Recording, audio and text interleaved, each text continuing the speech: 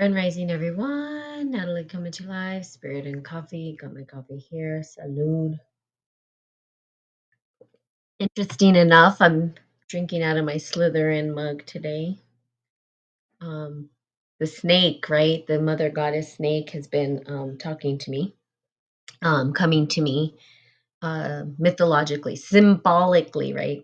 Coming and the mythology of the snake, right, in Turkey, which is kind of crazy because, as you know, there's was a great earthquake that happened, and I don't know if it's timely, but there are these Netflix shows that have been coming out about the snake goddess, and how she is coming to, wipe out humanity for the sake of what we've done, which is kind of crazy when you look at mythology and what we see happening. And I had no idea about Shamaran, I think is the name of the mythological snake goddess. And it's crazy that there's this energy happening in Turkey as these are coming out. But so I would say in the collective consciousness, somehow we, our imagination, our ability to tap into these higher cosmic energies somehow has a shift, which is crazy. And if you're tapped in this way, um, you can kind of, I don't want to say prophesize, but it is like prophesizing. It's being able to connect into the collective consciousness and kind of see how things are going to shift and change. And when we see this mythology rising, even in Netflix shows, right, which is kind of crazy, somehow one of the Netflix shows was Shamaran and the other one is The Gift, and they came out before this, great earthquake happened. And it's just kind of crazy because these archetypal patterns from the collective consciousness will come to us and kind of give us an idea of what is to come, which is interesting, right? And then you say, well, is that coincidence, or was it supposed to happen that way, or was it giving us some sort of clue as to what is to come or what is to happen if we you kind of don't wake up, right, and get our act together. um, in that, I've been taking a class right now called Living Systems. If you don't know what Living Systems is, it is one of the new paradigms that is emerging. A paradigm is a worldview and how we see the world and how the world is shaped.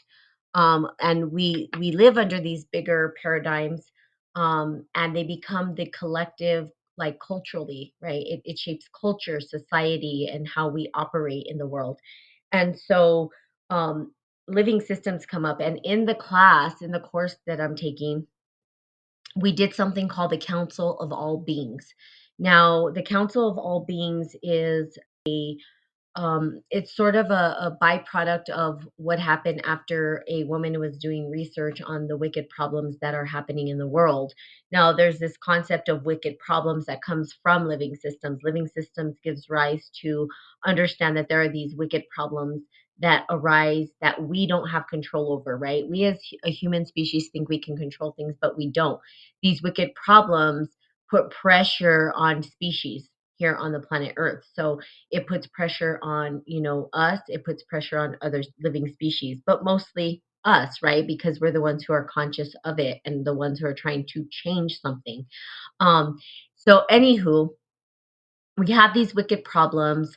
And part of that imagination, right, which is what's really important, and picking up on the collective consciousness, we were asked to choose a being, choose a particular being. And the first being that came to you, right? And that could be a system. It didn't have to just be an animal. It could be, the atmosphere, right, which is a system in itself. It could have been condensation or rain or water, or it could have been steam, or whatever it was. And so people picked their individual being. We had, people that were coral reefs, we had people that were turtles.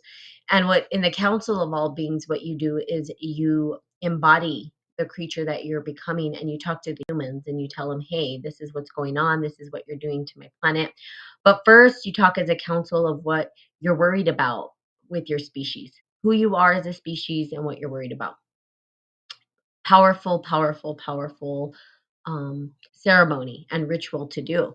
And then somebody acts as a human being in the circle, and then the council of all beings will tell the human, you know, what they're doing to their species, what they need to know, and then they give them some advice how to move forward. What can you do to support us? So, anywho, in this council of all beings, I ended up getting called by the cosmic mother, which is like such a huge, vast energy.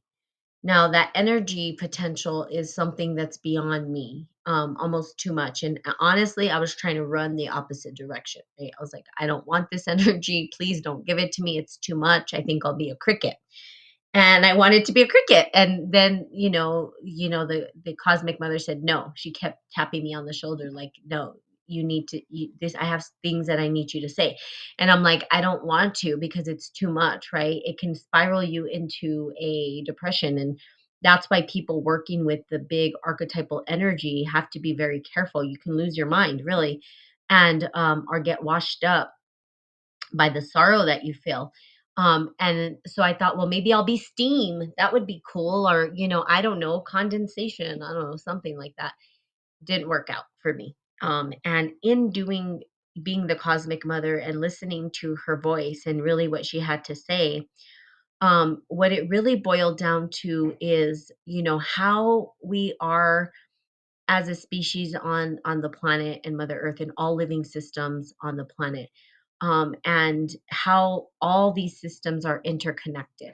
Now, I don't agree 100% with living systems theory. I don't think it's the best paradigm for us, to actually cling on to, because it does come from a very mechanistic worldview. So I would just say probably not a good way to go as, a species. I think there are probably better ways for us to imagine the world, and to, um, give rise to a new paradigm that is inclusive and honors Mother Earth. Where I don't think living system necessarily honors, I think there's an opportunity to continue to extract from her and really keep the imbalance going. Excuse me. So, in this, process, there was a great morning, right? A great morning where you can imagine your grandmother coming to you, your grandmother being like, yo, um, you're hurting my daughter, you know? And what came is that, the Mother Earth came to Cosmic Mother and said, why have my children forsaken me? For what reason have they forsaken me? What have I done wrong? Where have I gone wrong? And in that, there was great sorrow. I don't feel like the mother was angry. I think there was a time where there was chaos, and perhaps that feeling of rage. But at the end of the day, I feel like the earth is mourning and sad, and deeply sad at what we've done, to her. And I don't want to dismiss it, because I feel like there are people who dismiss it by saying, and I used to do this, and something I will not do going forward is to just say, yeah, even though humans have made a mess of it, the Mother Earth will just shake us off. We're just nothing anyway. That's not true. Um, what is true is that we have caused a lot of damage to the earth. And regardless if we're able to, and I don't even think it's not us even fixing it, regardless if we survive as a species or not, and regardless if the earth is able to move on and heal from all of the damage that we've done, there's still a great mourning for the loss of the life, and in masses of the life of the species that we've killed off. And that mourning is felt by the earth. And somehow, when we don't acknowledge that and we dismiss it, we're just saying that it's okay, let's just continue to do what we do. When the earth and the mother is calling for us to be with her, she's asking us to remember her, to come back to her, to spend time with her, to be with her, to wrap your arms around a tree and acknowledge that she exists, and that she too mourns, and that she too has cycles, and that she too has suffering, and that we have actually sped up the suffering. and that we have contributed to that suffering in monstrous ways, huge ways, ways that I don't think we even understand. Now, is she mad at us? No, I think the mother gives before she takes. And I think we've just taken and taken and taken, and we haven't given back. And I know that native cultures and stuff, they give back to the earth, they, and if they take, they ask for that blessing. And that was the reason why, because they understood that the earth mother and the cosmic mother were givers of life. They were the givers of breath. And we somehow have totally disconnected from that. And I think, I myself have gone through cycles as a woman, where there was rage and chaos and disorder. But at the end of the day, that's not really what the mother wants. The mother is asking us to be with her. And we've somehow disconnected from her. We've forsaken her. And I think I used to say that all the time. Oh, she'll fix herself. Us humans, she'll just shake us off like fleas. But I don't think that Mother Earth wants to shake us off like fleas. She wants us to be with her and love her, show compassion for her, mourn with her, and take responsibility for the suffering that we've inflicted upon her. Not act as though we didn't do anything, but really say, you know what? Yeah, we messed up. We totally went left field. We went rogue, and we've harmed a lot of the species that you've gave birth to. And there's a great mourning that's happening. And I think that if we're able to mourn what we've done and the things that we've killed off, right? And go into that despair. And I was reading in the book, World is Lover, World is Self. I mean, she does a phenomenal job, Joanna Macy, of describing the difference between the grief and despair. She explains the distinction between the two, where despair is just the acknowledgement of the suffering we've inflicted, right? Recognizing that we've inflicted suffering on the planet. The mother, loving the mother and being with the mother, going outside and smelling the flowers and giving thanks for the fragrance that she puts on our nose, right? And that we're able to smell. And for the fact that we are a part of her, and the earth and the dirt that created us allowed us to even see the flower, allowed us to even recognize that there was color on it, that allowed us to smell and taste, to feel. But somehow we've lost our way. And until we can actually take responsibility, every single person on the planet can take responsibility for the pain that we've inflicted upon the mother, and ask her to be with us as much as we get to be with her. I don't even know that a forgive me is necessary, because I don't think the mother doesn't forgive. She's already forgiven us. It's I think she just is waiting for us to remember that she is the mother of all mothers for us, for the species on the planet. And somehow we've lost our way.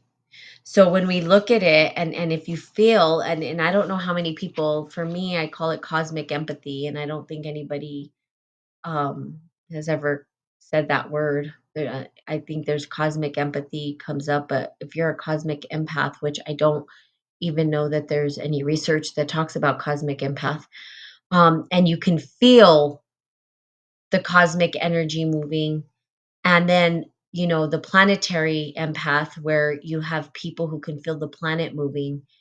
And then you have people empath, right? Where people feel empathic towards other people or animals or whatnot.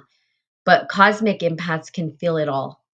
And I don't know how many individuals are really open and perceptive to that. And it could be clairvoyance or whatnot. But being able to feel that energy for the entire planet is, it can drive somebody in crazy. It could drive somebody crazy, mad. You can go in seriously. So really tapping into what does it mean, right? In order for you to take care of yourself and not spiral, and still be able to connect to the great mother, still be able to be one with the great mother. Um, and something that happened during my journey in connecting to the great mother was the opportunity to understand that I too need boundaries as a human. That I cannot take, this is not the problems that we're facing right now, is not somebody's going to come save us. And I think some people religiously think that that's what's going to happen. That, something from the sky is going to come and save us. The reality is it's our job to save ourselves. It's our job to reconnect. It's our job, because then we place it on something outside of us. And the reality is we're the ones living it and experience.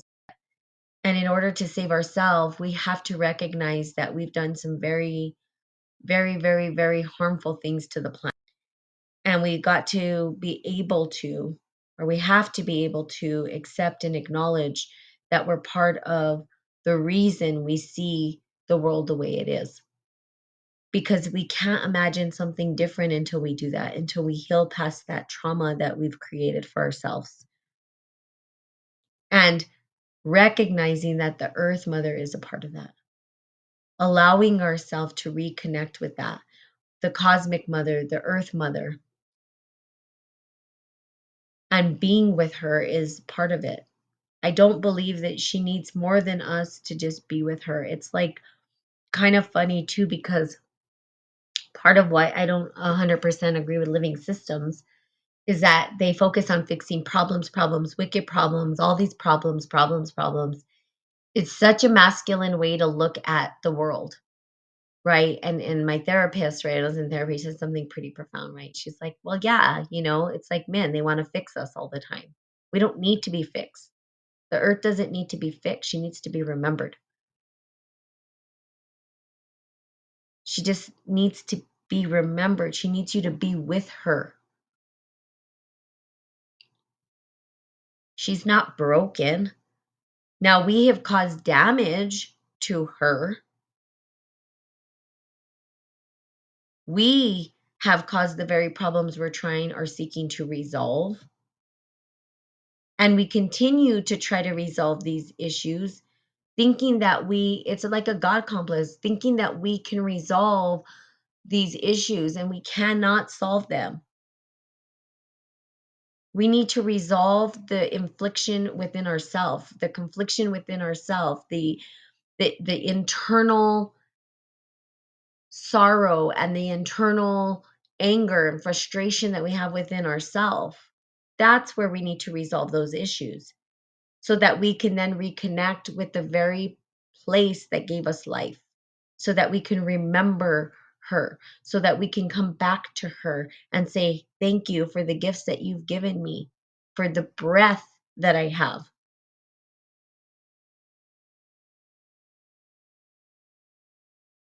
But somehow that's been lost. And somehow we have totally disconnected from that. Totally. All of us. We don't need to fix anything. It's the same thing. It's like, be with her, empathize with her, love her. Like, I can't stress that enough. I would say World is Lover, World is Self is such a powerful book in terms of, she does talk about the grief. See if I can find where she has it. I mean, it was a pretty profound,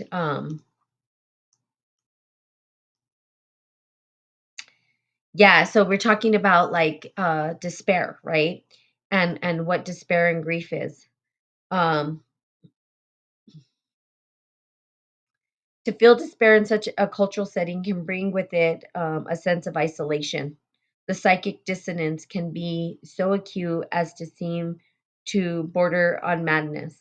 The distance between our inklings of apocalypse and the tenor of business as usual is so great that though we may respect our own cognitive reading of the signs, we tend to imagine that it is we, not society, who are insane. Okay? Turning toward our despair is not as simple as it might sound. There are many ways we modern people impede our experience of despair and protect ourselves from truly knowing what we know. We can stop ourselves from feeling through psychic numbing. Then, once we feel it, we often hide it, and in addition, we may treat despair as illness or as personal pathology. Psychic numbing, when we are fearful and the odds are running against us, is easy to let our heart and mind go numb because the perils facing us are so pervasive. This numbing touches us all. No one is unaffected by it. No one is immune to doubt, denial, disbelief about the severity of our situation. This is what is important. The severity of our situation that we're numbing out to, and we continue business as normal as though it doesn't exist. And what do? Yet, of all the dangers we face, from climate chaos to nuclear warfare, sorry, none is so great as the deadening of our response. Activists and their organizations trying to arouse us to the fact that our survival is at stake decry public apathy. The cause of our apathy, however, is not indifference. It stems from our fear of despair that lurks beneath the tenure of our daily life, a dread of what is happening to our future, stays on the fringes of awareness, too deep to name and too fearsome to face, because of social taboos against despair and because of the fear of the pain. There's great pain in this, you guys. These can be heard um, to acknowledge or express directly. They are kept at bay. The refusal to feel takes a heavy toll. It is not impoverished. It is not only impoverished our emotions and sensory life. Flowers are dimmer, less fragrant. Our loves less ecstatic. But psychic numbing also impedes our capacity to process and respond to the information. Here is the numbing, right? Is our cause. We have a psychic ability to tap into these things, and in the past we were able to, like feeling the earthquake before it came, feeling tsunamis before they come, because we are all interconnected. There's a high vibrational frequency that happens. The earth itself is giving us signals. The cosmos gives us signals. It tells us something. But what we have is noise pollution. We have light pollution. We can't see the skies the way they should be seen at night, right? Unless you live in a place that's very, very, very, very dark and doesn't have any electricity. So we have disconnected and numbed ourselves out from it. Business as usual. Okay. Because why? It's too hard to face it. We don't want to face this fact, and it's hard. So we numb out, and then we disconnect from our ability to be with the earth, to be with the mother. Okay. The energy expanded in resisting despair is diverted from more creative uses, depleting the resilience and imagination needed for visions and strategies, which is what we need. Fear of despair erects an invisible screen, filtering out anxiety provoking data. In a world where organisms require feedback in order to adapt and survive, this is suicidal. In other words, we do not have the senses to understand the feedback that the Mother Earth is giving us. We can't even feel it. We don't even see it. We've numbed ourselves out from it. We can't react fast enough. We're totally disconnected. And to look it into the face and recognize what we have done is far too much for some people to look at. It can cause great, great, great, great, great sorrow, depression, even. But not looking at it is going to be the damnation of us, too. So, what do we do? How do we come to terms? Well, I say all you have to do is go outside, put your hands in the soil, and give the mother a kiss and say, I'm with you. Remember me, and I'll remember you. I'm sorry for what I did. Help me heal.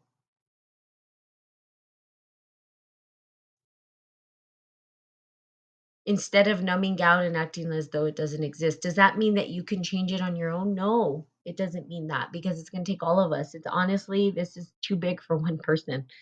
Not one person. It's going to take a whole bunch of people. Okay, concealing in India. Once again, the young mother, her leprosy was advanced, the doctor pointed out, because for so long she had hidden signs, fearing ostracism and banishment. She had covered her sores with her sari, pulled a shoulder drape around so no one would see. In similar fashion, I did. I later hid my despair for our world, cloaking it like a shameful disease. And so I've learned do others. We do. We hide our despair for what's going on in the earth because we don't want to bring people down. We don't want to be a Debbie Downer, right? Despair is tenaciously resisted because it represents a loss of control. That's another thing. We cannot control what's to come.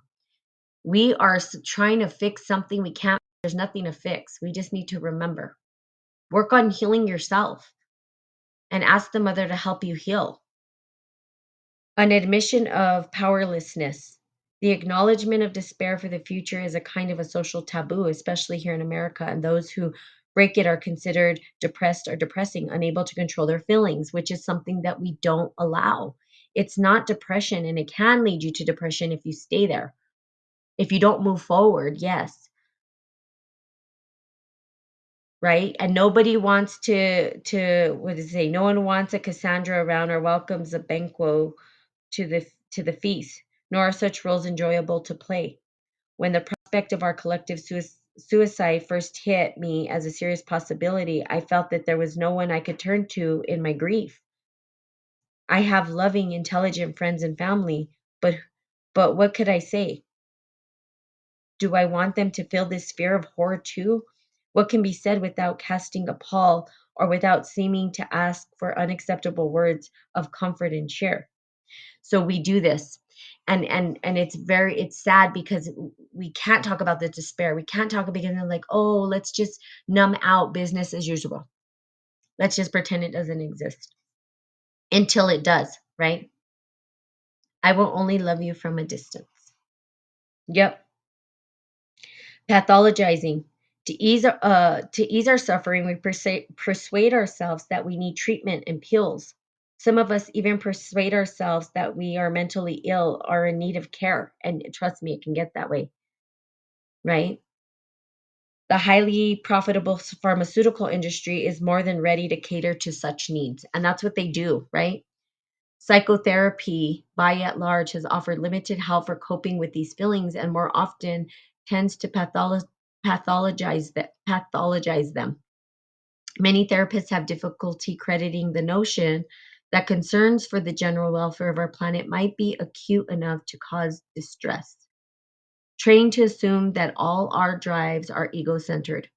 They tend to treat expression of this distress as manifestation of personal neurosis. I often hear from students and readers the kind of response they receive when in psychotherapeutic hour they express their grief or anger over the ecological or social issues. What might this concern represent that you are avoiding in your own life? In such a way is our anguish of our world delegitimized. In our own case, deep dismay over destruction of nearby forests was diagnosed by a psychotherapist as fear of our own libido or sexual drive, which the bulldozers were said to symbolize. And my painful preoccupation with US bombings of Vietnam was interpreted as a unwholesome hangover of Puritan guilt. Such therapy, of course, only intensifies the sense of isolation and craziness that despair can bring. So, what is this telling us? We're not accepting the fact that we have done these things and also that people that can feel um, earth empathy and feel cosmic empathy are crazy and that there's something wrong with them and that it's all about them and it's not. It's just that we can feel the energy of these beings telling us that they're mourning, they're hurting, and we want to be with them. So what do? Be with them. Be with them. You don't need to fix it. There's nothing to fix. The damage has already been done. We can't bring back amphibians once they go extinct. We're going through a mass extinction and we can't bring back that was lost. The earth gave birth to that. We can't give birth to those things. We try to do it in laboratories and all this and that, but we're not Earth. We're not the Great Mother. We didn't give rise to all the species on the planet and all the systems that we see that are happening around us in the atmosphere and all that kind of stuff. We don't have the capacity to recreate what the Earth has, what the cosmos have. We're a participant of it. We don't need to fix it. We just need to be with it. At the root of our difficulty in accepting the genuine depth of human concern and even the pain for the world lies in dysfunctional notion of the self. Okay? It's the notion of the self as the isolated and fragile entity. So long as we see ourselves as essentially separate, competitive, and ego identified beings, it is difficult to respect the validity of our social despair. Both our capacity to grieve for the others and our power to cope with the grief springs from the great matrix of relationships from which they arise. We are, as open systems, sustained by flows of energy and information that extend beyond the reach of our conscious ego. We have become so egocentric. We think that we can fix things. We can't fix nothing. There's nothing to fix. The Great Mother, the Mother Earth, doesn't need to be fixed. She just needs to be remembered. It's that simple. Be with her. Mourn with her. If you feel when great things like stuff that happened in Turkey, some people can tap into that and have that feeling, right? They connect with it. They can feel it. If you felt it, there's nothing wrong with you. I fell to my knees and cried for days because I could feel all of the energy, all the loss, right, of life.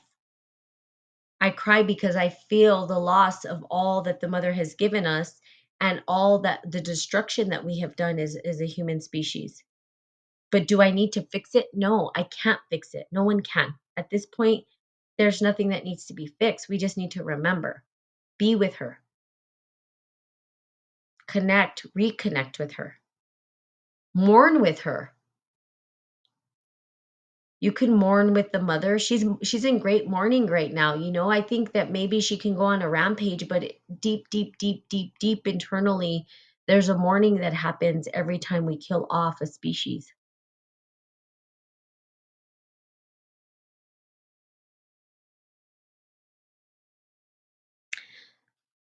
I can't stress it enough, but that's okay. Respecting despair. Let us, first of all, disabuse ourselves from the notion that grief for our world is morbid.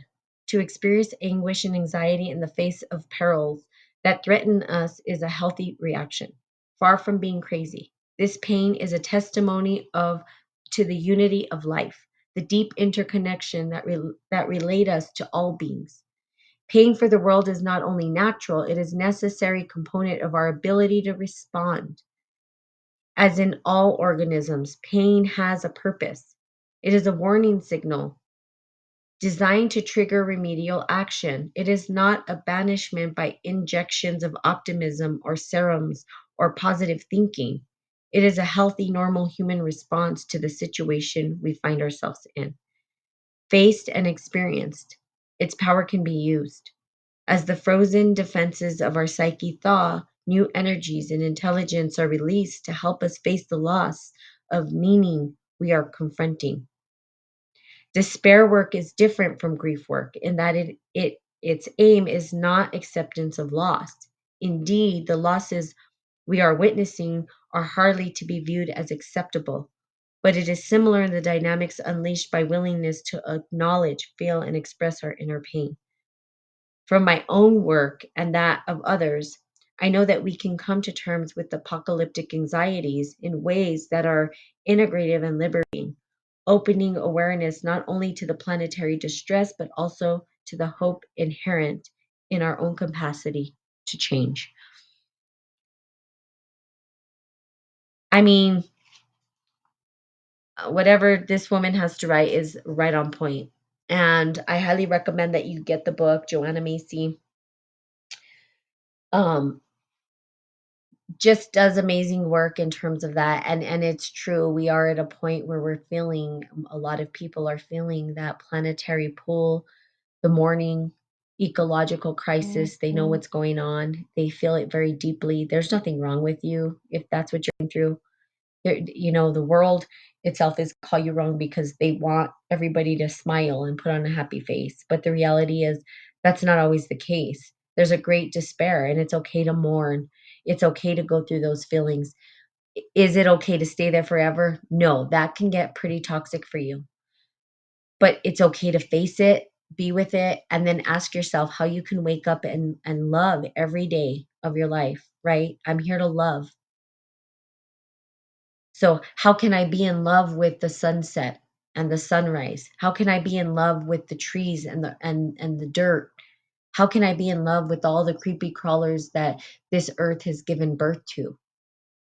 How can I find love in my heart so that I can love my brothers and sisters?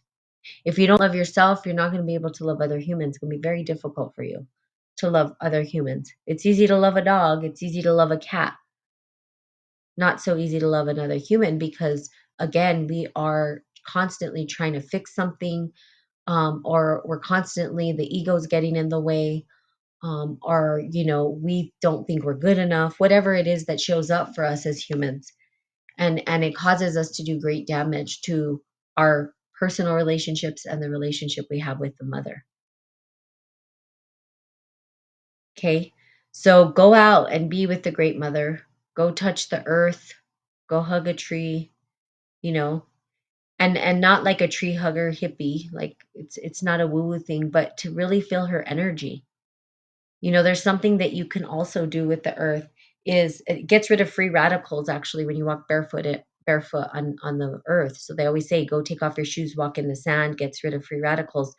She knows how to take that pain and suffering and transmute it for us.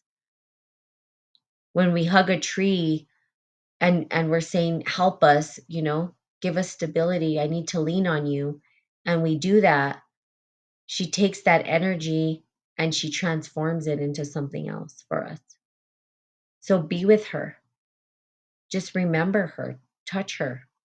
When you touch the earth, you're touching the mother. When you touch a tree, you're touching the mother. We're kind of removed from that because we live in our buildings, right? We live in houses, and we live in, places that are above the earth or whatnot.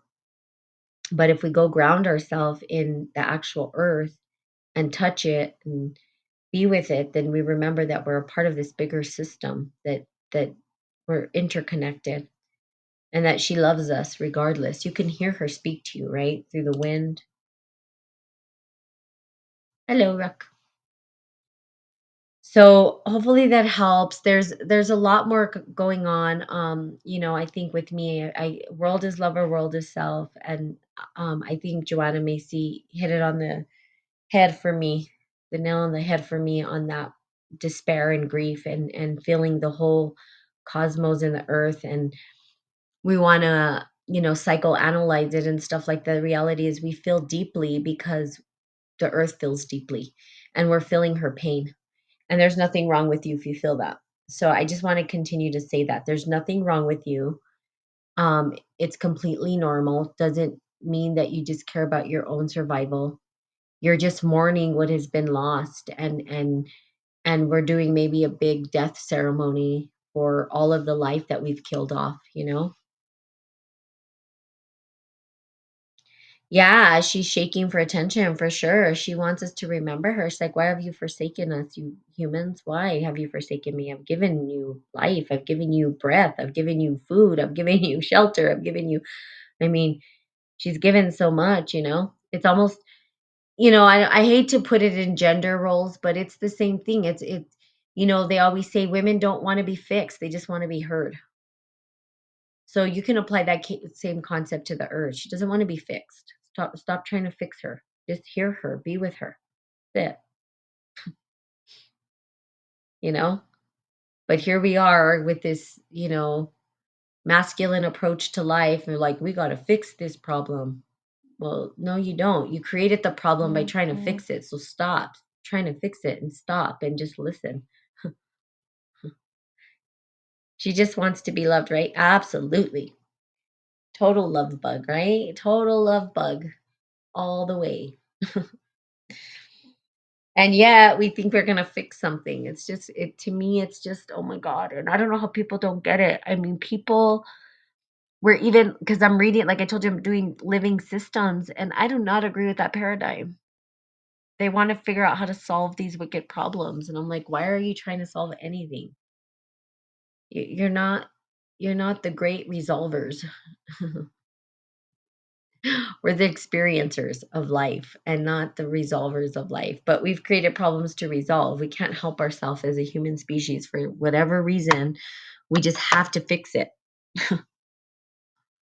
And we can't, and there's nothing to fix.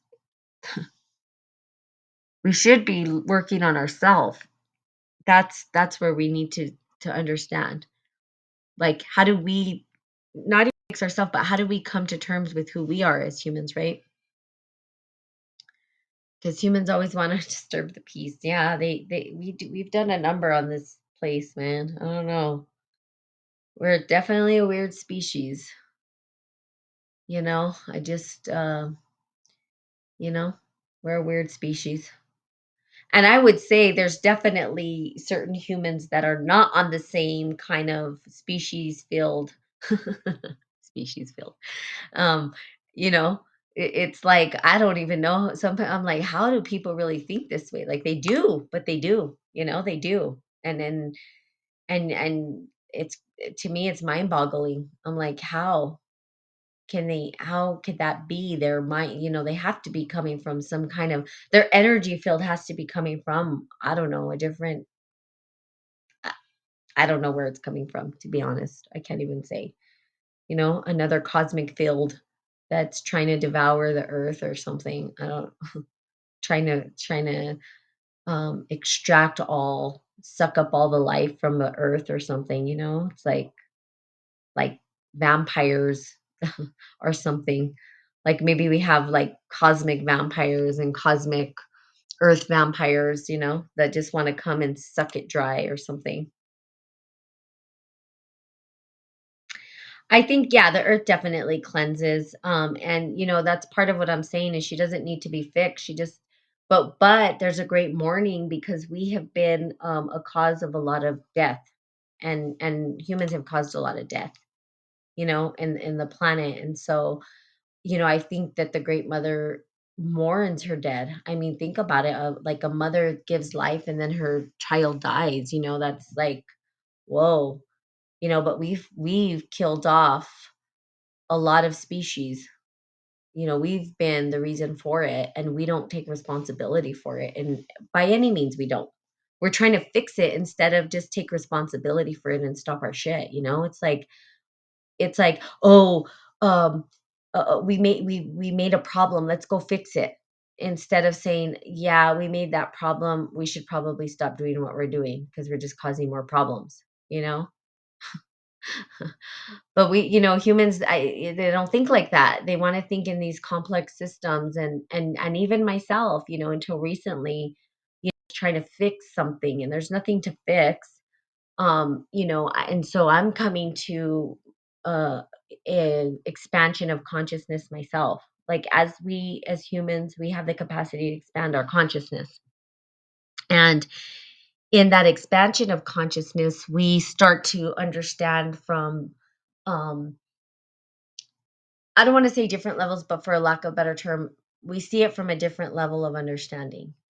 And that's not to say that the levels that came before it are, you know, that it's better than or not. So that's kind of why I don't like to use levels because sometimes people get on a high horse, right? This is not about a high horse. I have the ultimate way or truth. That's not what's needed right now anyway. Like we all need to get off our high horse. That's what needs to happen. Everybody needs to get off their high horse that they have the answer because they don't. Nobody does. We are too small to understand everything. And what we've done, here's what we've done as a species. We said, "Oh shit, we've made a problem. Now we got to fix it." So then we go try to fix it and then 20 more problems show up and then we keep trying to fix these problems when there was nothing to fix to begin with. Right? There was no problem to begin with. If we would have just continued to do our thing, but we've created this massive problems and living systems. Why I don't agree with that paradigm is that it aims to fix something. Well, I'm saying I don't agree with that at all. And I think that what we get to do is to reconnect to all systems, right? Is to remember that we are a part of the grand design, and we've made a mess, and we just need to take responsibility for the mess we've made. I just That's that simple. Take responsibility, all of us.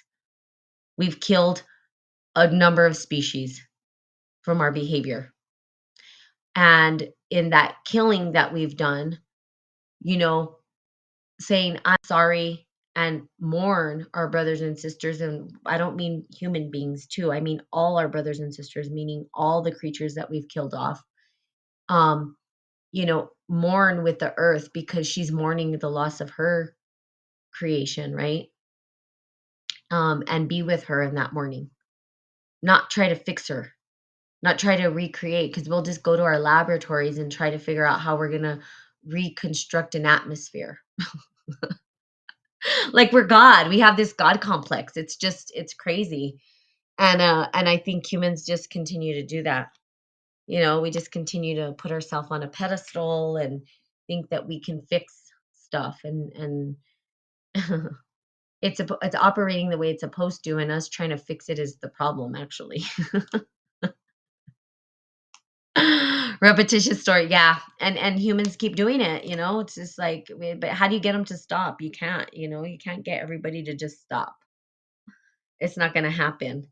um and I think Claire Graves, who did he's the father of spiral dynamics, the inventor of spiral dynamics. um he said that in one of his lectures. I think he realized too, I think he came to that final conclusion of like, the more that we try to solve problems, the bigger the problems become, and the more we have to find ways to resolve them, the greater. And to just, like, our problem is that we're trying to solve problems, and that's the problem. Stop doing that. Just stop. But we won't, because humanity's not, we're not wired that way for whatever reason. And it could, we could go back to like how, why, or tried to explain why we're that way. They go back to like, we could go to biblical stories and all that, and say, well, we ate from the tree of knowledge, and we just want to know, and in us knowing, it's caused all this craziness. If we were just, like the birds and the bees, where we just lived within the system that was designed without, questioning and all this stuff, that perhaps, you know, we would, quote unquote, be ignorant, right? Ignorance is bliss. We would just go on living. We wouldn't be questioning and trying to fix problems that are not there, or creating problems to fix. But with that, it's part of the human nature to do that. Um, but I think as the great sages, and I don't want to say gurus, because again, that's God complex, but I think as people expand consciousness, they'll come to the conclusion that there's nothing to fix, and at the end of the day, we just we can love the earth, and be grateful that she's given to us, and that we've had a chance to experience life. I don't question too much number 12 for that. Yeah. You just kind of enjoy life, be with life, but also give respect back to life, and remember that if we're gonna take something, give back. You know, if if you're eating a lot, then go give some seeds to the earth to grow a fruit tree or whatever, just like that. But if we take, there's a book called The Giving Tree. I don't know if you've ever heard of it. And that's a pretty good example. It's a very simplified way to describe what we've done. We just take. We're takers. Humans are takers. And I say that not as like every single human being, right? Of course, but on the larger scale, that's what we've done. We've taken and taken and taken and taken and taken, and haven't given back enough. Greedy humans, yeah, we become very greedy. Um, and so we can simplify it, and then I think we make it very complex. And that's the problem. We need to go back to simple. Simple. Keep it simple, stupid, right? That's what they say. That's the saying. So, but I highly recommend, because even in all this, people feel the mourning, and you're not crazy if you're mourning loss of the species on the planet that have gone away. Okay. Yeah, money and power have caused it. Yeah, there's a lot that goes into it. And like for me, because eventually, when I get my PhD, I'm gonna enter a PhD program soon. Probably I'd say about a year. Um, right. I'm gonna be looking at, how more important, I think we understand kind of how we ended up in the mess we're in. I think most people, I would say, maybe not, I don't know, that they kind of understand that, we've lived in a patriarchy system, right? Everything's very patriarchal, and there's been an imbalance of power because of it. And that imbalance of power has led to a lot of crazy stuff. Imbalance of power and wealth as well. And by wealth, I mean materialism, money, whatever you want to call. So, there's this great imbalance, and I think there needs to be a remembrance of the both and, right, both the patriarch and matriarch together as a unity, a cosmic and planetary relationship. But somehow that's just been, yeah, it's just been out of the conscious of humans, and we talk about it, right? We talk about the sacred feminine coming back in, but the problem is here, and this is why I'm very reluctant to take to any one worldview at this point, because I don't think anybody really has it. I don't think it's emerged the way it's supposed to at this point. I know there are worldviews that they're looking at, but I don't agree with them. Um, actually. So I personally wouldn't adopt that worldview that they currently have, but there needs to be a integration of both the feminine and masculine, not just one or the other. And then we can find harmony and balance. But we don't have that at this point. I mean, it's very, very patriarchal. Most of the world is, war is patriarchal, and we need to sort of understand, what does a system look like to have both, a balance of both matriarch, patriarch, not just one or the other, but both and then what does that look like? I don't know. I don't think we can even imagine a world like that yet. So we'll see. I think I have found a program, and one of my professors who's coined the term tarot psychology. I asked him. I said, "Did you coin this term?" He said, "Yeah." So figured he did, just based on the readings. But to talk to him, and be with him in terms of, what is it, imagining what a world of both and looks like, instead of either or, win-win, competitive, all that kind of stuff. But I don't know that I think it's in our imagination. I think it's stirring there, but I don't think that it's emerged as a worldview. Maybe it has, but I haven't found it yet. So if I do find it, I will share. I will share, like, here's an emerging worldview that can help us reconnect to living systems. Not living systems. I shouldn't even say I hate it, but I don't like that term, because I don't like that worldview, doesn't resonate with me. Um, and I thought living systems was something totally different than what it is. But I think,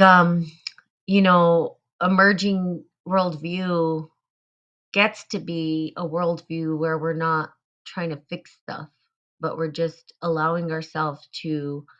It's kind of like the Tao, right? The yin yang. I mean, we have all this kind of information, but imagining a world that's based on the philosophy of both the patriarch and matriarch. So I don't know. I haven't found one yet. When I do, I will let you all know. Okay. All right. So there you have it. Have a good day. Love you guys, and I'll be seeing you soon. Bye bye.